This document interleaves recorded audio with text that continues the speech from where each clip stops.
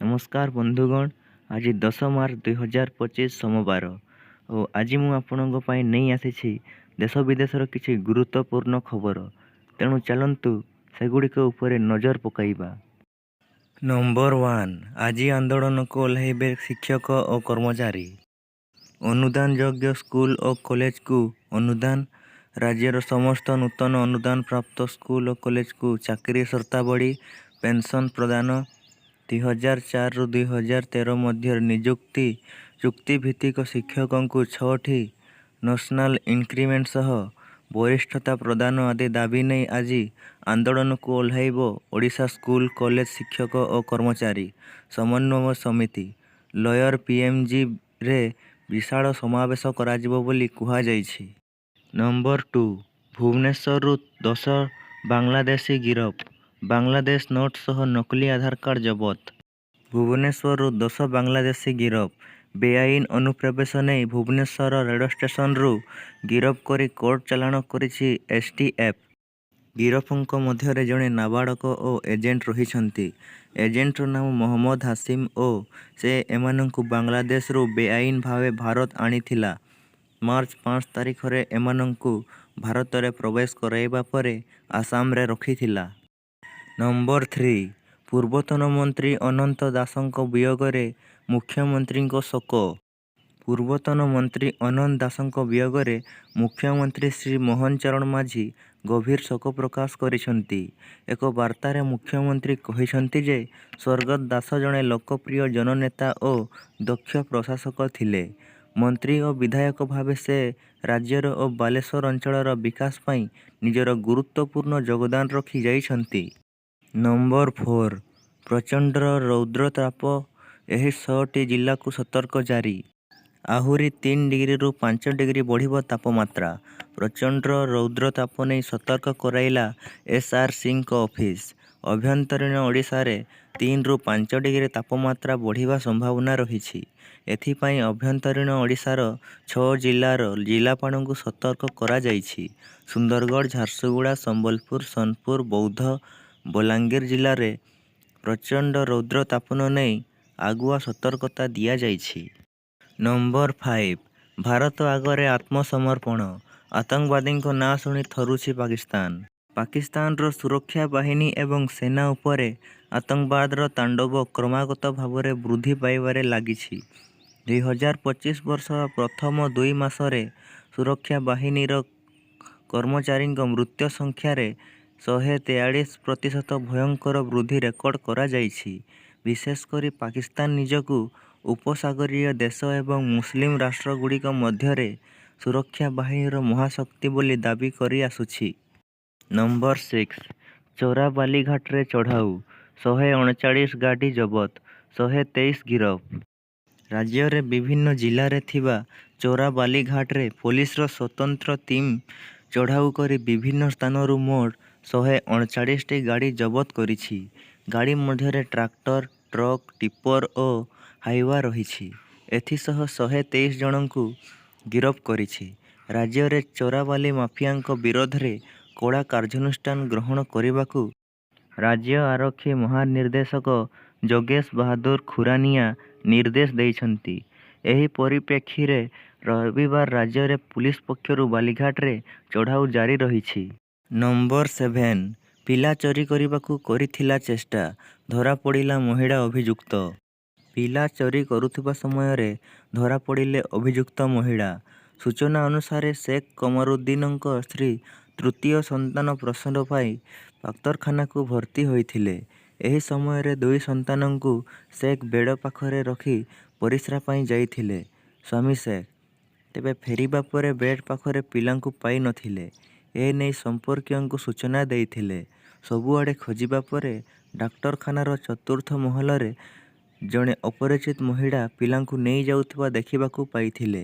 ଶେଖ୍ କମରୁଦ୍ଦିନ ସାଙ୍ଗେ ସାଙ୍ଗେ ପିଲାଙ୍କୁ ଉଦ୍ଧାର କରିବା ସହ ଅଭିଯୁକ୍ତ ମହିଳାଙ୍କୁ ପୁଲିସ ଜିମା ଦେଇଥିଲେ।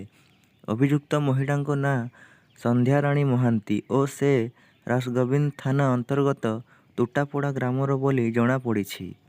ନମ୍ବର 8, ପାକ୍ ଆଇଏସ୍ଆଇ ଏଜେଣ୍ଟଙ୍କୁ ହତ୍ୟା।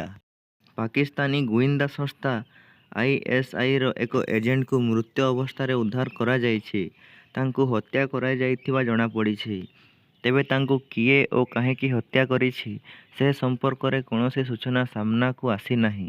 କିନ୍ତୁ ଏସବୁ ମଧ୍ୟରେ ବଡ଼ ଖବର ହେଉଛି ଯେ ଭାରତୀୟ ନାଗରିକ କୁଲଭୂଷଣ ଯାଦବଙ୍କ ଅପହରଣ ଘଟଣାରେ ଏହି ଆଇଏସ୍ଆଇ ଏଜେଣ୍ଟଙ୍କ ସମ୍ପୃକ୍ତି ଥିଲା। ନମ୍ବର 9 ଆମେରିକାରେ ଭାଙ୍ଗିଦେଲେ ହିନ୍ଦୁ ମନ୍ଦିର। ନିକଟରେ ଏକ ଖବର ସାମ୍ନାକୁ ଆସିଥିଲା କି ଜଣେ ଭାରତୀୟ ମହିଳାଙ୍କୁ ଆମେରିକାରେ ଆକ୍ରମଣ କରି ଲହୁଲୁହାଣ କରିଦେଇଥିଲେ ଦୁର୍ବୃତ୍ତ। ଗତ ବର୍ଷ ମଧ୍ୟ ଭାରତୀୟଙ୍କୁ ଆମେରିକାରେ ହତ୍ୟା କରାଯାଇଥିଲା। ଆଉ ଏବେ ପୂରା ହିନ୍ଦୁଙ୍କ ମନକୁ କୁଠାରଘାତ ହୋଇଛି, କାରଣ ଆମେରିକାରେ ହିନ୍ଦୁ ମନ୍ଦିରକୁ ଭାଙ୍ଗି ଦେଇଛନ୍ତି। ଆମେରିକାର କାଲିଫର୍ଣ୍ଣିଆ ଚିନୋ ହିଲ୍ସରେ ଥିବା ବୋକାସାନବାସୀ ଅକ୍ଷର ପୁରୁଷୋତ୍ତମ ନାରାୟଣନ ସନ୍ଥ BAPSଙ୍କ ମନ୍ଦିରକୁ ଅଜ୍ଞାତ ବ୍ୟକ୍ତିମାନେ ଭଙ୍ଗାରୁଜା କରିଛନ୍ତି।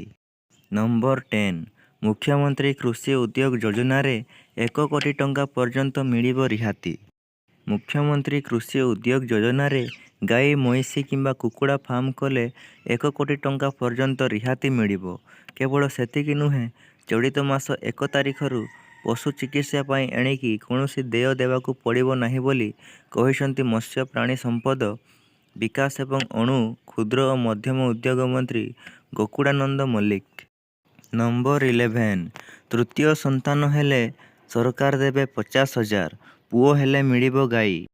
ଆନ୍ଧ୍ରପ୍ରଦେଶରେ ଜନସଂଖ୍ୟା ବୃଦ୍ଧି ପାଇଁ ରାଜ୍ୟ ମୁଖ୍ୟମନ୍ତ୍ରୀ ଏବଂ ତେଲୁଗୁ ଦେଶମ ପାର୍ଟି ସଭାପତି ଚନ୍ଦ୍ରବାବୁ ନାଇଡୁଙ୍କ ଅଧିକ ସନ୍ତାନ ଜନ୍ମ କରିବା ପାଇଁ ଦାବି ମଧ୍ୟରେ ଦଳର ଜଣେ ସାଂସଦ ଏକ ବଡ଼ ଘୋଷଣା କରିଛନ୍ତି।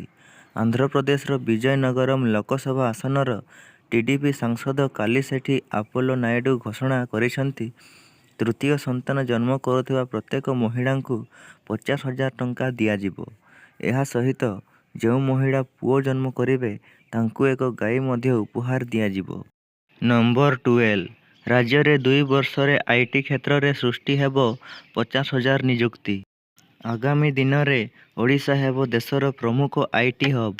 ଆସନ୍ତା 2 ବର୍ଷରେ IT କ୍ଷେତ୍ରରେ ସୃଷ୍ଟି ହେବ 50,000 ନିଯୁକ୍ତି। ଏଥିପାଇଁ ରାଜ୍ୟ ସରକାର ପ୍ରସ୍ତୁତ କରିଛନ୍ତି ବ୍ଲୁପ୍ରିଣ୍ଟ। IT କ୍ଷେତ୍ରରେ ଅଧିକ ସଂଖ୍ୟାରେ ପୁଞ୍ଜିନିବେଶକାରୀଙ୍କୁ ଆକର୍ଷିତ କରିବାକୁ ବଡ଼ ପଦକ୍ଷେପ ନେବାକୁ ଯାଉଛନ୍ତି ରାଜ୍ୟ ସରକାର। ନମ୍ବର 13 BSNL ଲଞ୍ଚ କଲା 425 ଦିନ ପର୍ଯ୍ୟନ୍ତ ଫ୍ରି କଲିଂର ପ୍ଲାନ୍। ହୋଲି ଆସିବା ପୂର୍ବରୁ ସରକାରୀ ଟେଲିକମ୍ କମ୍ପାନୀ BSNL ଏକ ବଡ଼ ଧମାକା ସୃଷ୍ଟି କରିଛି। ହୋଲି ଅବସରରେ BSNL ଏତେ ବଡ଼ ଧମାକା କରିଛି ଯେ ଏୟାରଟେଲ୍ ଏବଂ VIର ନିଦ ହଜାଇ ଦେଇଛି।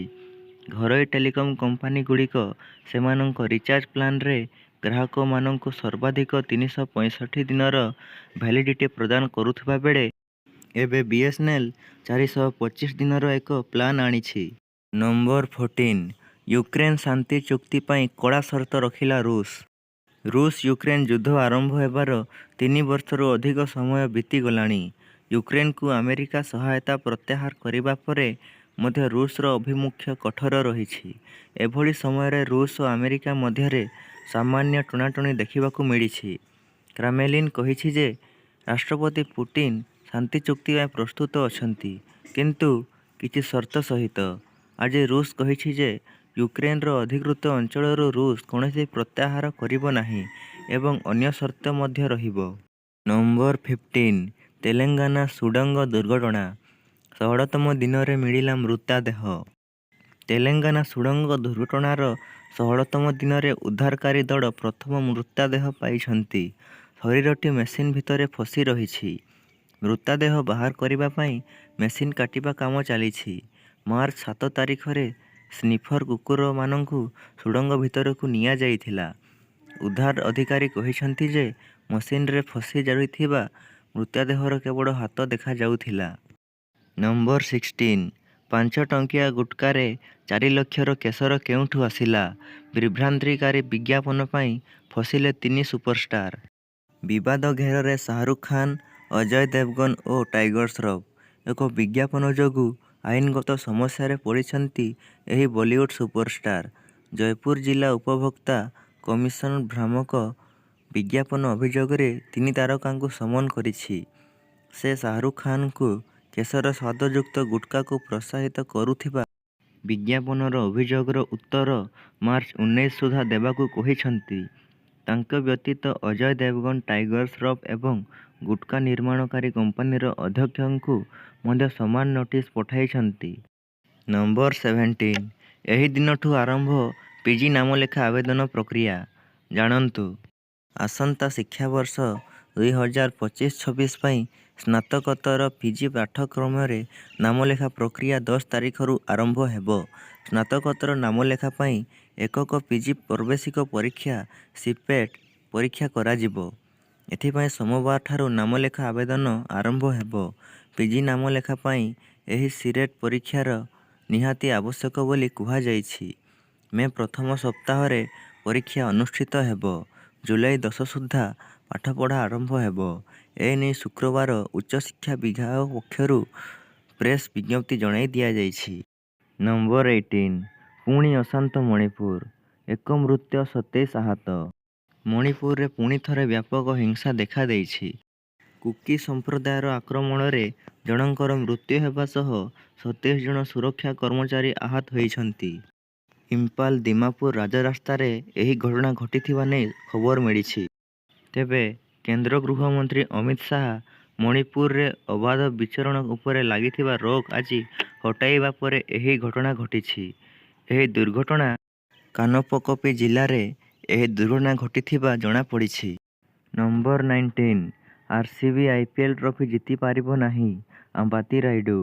ପୂର୍ବତନ ଭାରତୀୟ ବ୍ୟାଟର ଅମ୍ବାତି ରାୟୁଡୁ ଆଇପିଏଲ୍ 2025 ପୂର୍ବରୁ ଏକ ବଡ଼ ବୟାନ ଦେଇଛନ୍ତି। ଆଇପିଏଲ୍ 2025ରେ ଆରସିବି ଟ୍ରଫି ଜିତିପାରିବ ନାହିଁ ବୋଲି ଅମ୍ବାତି ରାୟୁଡୁଙ୍କ ଏହି ବୟାନ ପ୍ରଶଂସକଙ୍କୁ ଆଶ୍ଚର୍ଯ୍ୟ କରିଦେଇଛି। ଅମ୍ବାତି ରାୟୁଡୁ 2023ରେ ଚେନ୍ନାଇ ସୁପର କିଙ୍ଗସ୍ ସିଏସ୍କେ ସହିତ ଥିବାବେଳେ ରେକର୍ଡ ପଞ୍ଚମ ଥର ପାଇଁ ଟ୍ରଫି ଜିତି ଆଇପିଏଲ୍ କ୍ୟାରିୟର ଶେଷ କରିଥିଲେ। ନମ୍ବର 20 ତୃତୀୟ ଚାମ୍ପିୟନ୍ ଟ୍ରଫି ଜିତିଲା ଭାରତ। ରବିବାର ଭାରତ ଦୁବାଇ ଇଣ୍ଟରନ୍ୟାସନାଲ ଷ୍ଟାଡିୟମରେ ନ୍ୟୁଜିଲାଣ୍ଡକୁ ପରାସ୍ତ କରି 4 ୱିକେଟରେ ରୋମାଞ୍ଚକର ବିଜୟ ସହିତ ତୃତୀୟ ଆଇସିସି ଚାମ୍ପିୟନ୍ସ ଟ୍ରଫି ଟାଇଟଲ ଜିତି ଇତିହାସ ରଚିଲା। ଅଧିନାୟକ ରୋହିତ ଶର୍ମା ଆଗରୁ ନେତୃତ୍ୱ ନେଇଥିଲେ 76 ରନର ଏକ ଗୁରୁତ୍ୱପୂର୍ଣ୍ଣ ଇନିଂସ, ଯାହା ଟୁର୍ଣ୍ଣାମେଣ୍ଟରେ ଭାରତର ଅପରାଜିତ ଧାରା ଗୌରବ ସହିତ ଶେଷ କରିଥିଲା।